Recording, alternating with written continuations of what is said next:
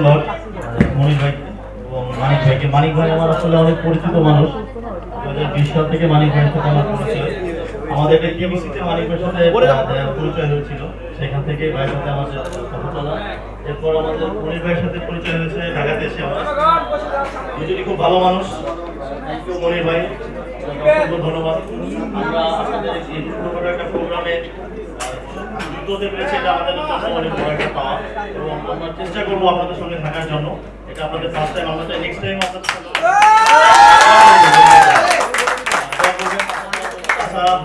আমার বড় মেয়ে, আমার ছোট মেয়ে, দুই মেয়ের নামে আশা তো হয়।